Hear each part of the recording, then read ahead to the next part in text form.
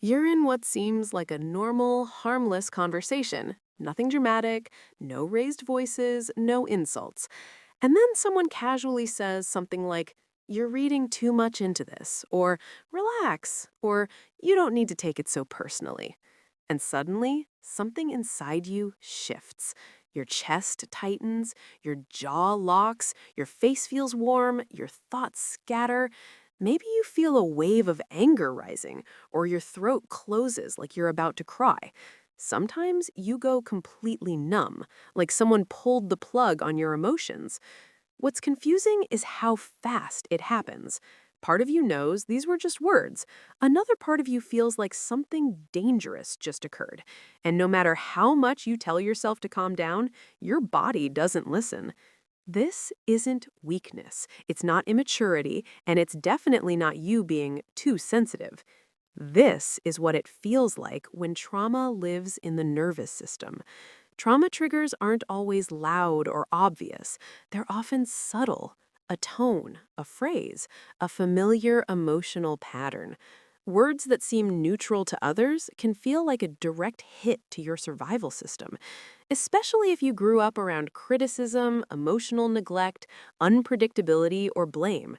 Your nervous system learned early that certain cues meant danger was coming: shame, rejection, abandonment, or punishment.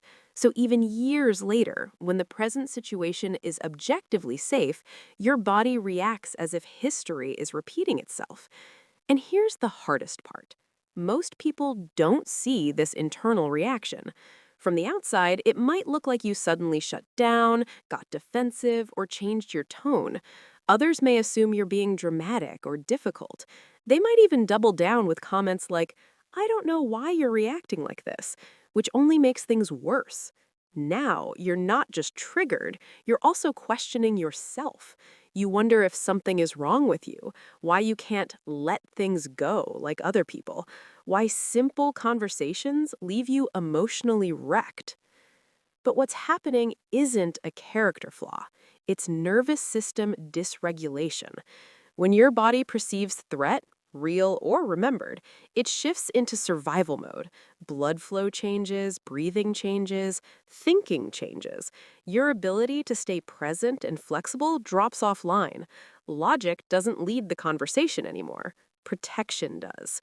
If no one ever taught you how to return to a regulated state, how to come back into safety inside your body, this pattern can repeat endlessly at work, in friendships, in romantic relationships. Over time, it can quietly erode your confidence and your connections. But here's the turning point. Once you understand that this reaction lives in the nervous system, not your personality, you can stop attacking yourself. You can stop asking, "What's wrong with me?" and start asking, "What does my body need right now?" And that shift changes everything. Because when you learn how to come back into regulation, you regain choice, you regain clarity, you regain your ability to respond instead of react. And in the next part, we're going to talk about why certain phrases are especially triggering and why they cut so deep even decades later. If a few words can still knock the air out of you long after the past is over, you'll want to hear what's really happening next. Some words don't just hurt, they lodge themselves deep inside you. You may not think about them consciously, but your body remembers. And when you hear something similar years later, the reaction is instant. Phrases like, "You're too sensitive." "It's not that serious." "Why didn't you just handle it differently?" "I was only trying to help." On the surface, these statements might sound harmless or even reasonable, but when you grew up in an environment where your feelings were dismissed, minimized, or criticized, these words carried a very different meaning. They didn't just describe a situation, they erased your experience. Being told you're too sensitive doesn't just criticize your reaction. It implies that your feelings are the problem, that your pain is inconvenient, that your emotional responses are wrong. Over time, this teaches you to distrust yourself. So when someone says a version of this now, your nervous system hears an old message: "You don't matter as much as everyone else." And that registers as danger. Another common trigger comes disguised as logic. Why didn't you just choose better? Or you could have avoided this. Even when meant as advice, these comments can feel like accusations, like proof that everyone else knows how to navigate life and you somehow missed the instruction manual. In a dysregulated state, it can trigger deep shame, an old belief that you're fundamentally flawed or incapable. Then there's the phrase that often comes after the damage is already done. I was just trying to help. This one can feel especially destabilizing because now not only are you hurt, you're expected to be grateful. If you don't immediately move on, the blame subtly shifts onto you. You become the problem for not taking it the right way. This is where people often start questioning their reality. Was I overreacting? Am I imagining this? Why does this affect me so much? Here's the truth. These reactions aren't about the present moment alone. They're echoes. Trauma isn't just what happened back then, it's what your nervous system learned to expect. Emotional dysregulation is one of the most common symptoms of trauma in people who grew up with chronic stress, neglect, or emotional unpredictability. And when that system gets activated, it doesn't care how old you are. You could be 25, 45, or 70. Your body reacts first. Thought comes later. This doesn't mean you're broken. It means your system adapted to survive. The real problem starts when you believe these reactions define you, when you identify as dramatic, difficult, or overly emotional, instead of recognizing that you're responding from a wounded survival pattern. Healing begins when you stop asking, how do I stop feeling this? And start asking, how do I help my body feel safe again? Because regulation isn't suppression. It's not forcing yourself to stay quiet or agreeable.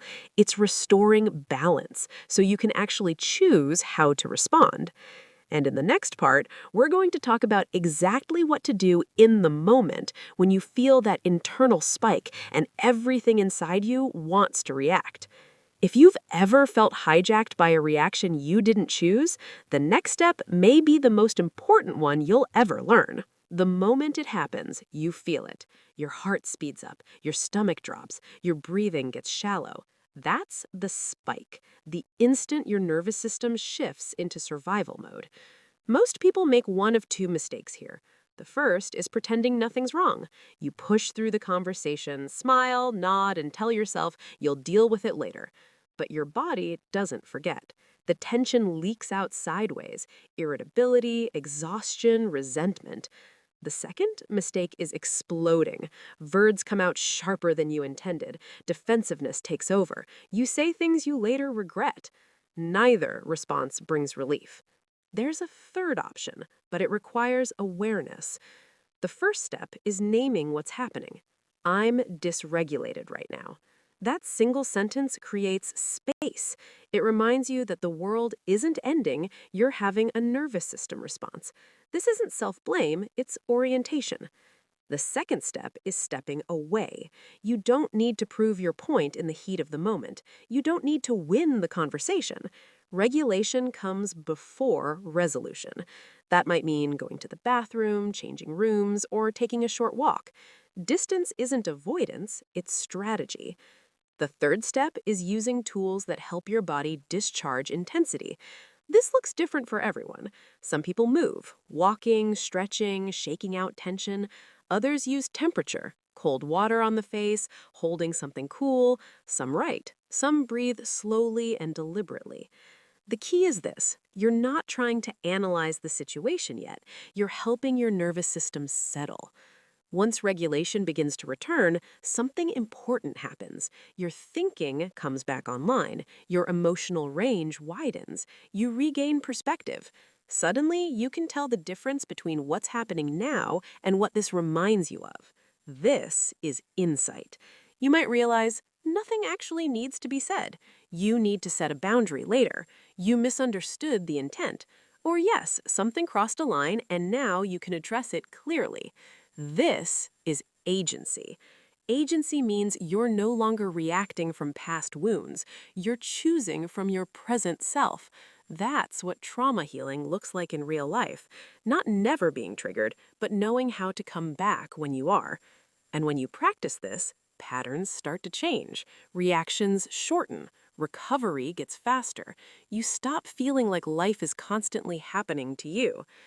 And in the final part, we'll talk about why this work gives you your power back and how healing actually unfolds over time. If you've ever wondered whether real change is possible, the answer is closer than you think, and it starts here. Healing doesn't happen when triggers disappear, but when you stop letting them run your life. There's a lot of talk about being triggered these days. Some people misuse the word. But the people who are truly struggling with triggers aren't looking for excuses. They're exhausted. They're losing relationships. They're stuck in cycles of shame and confusion.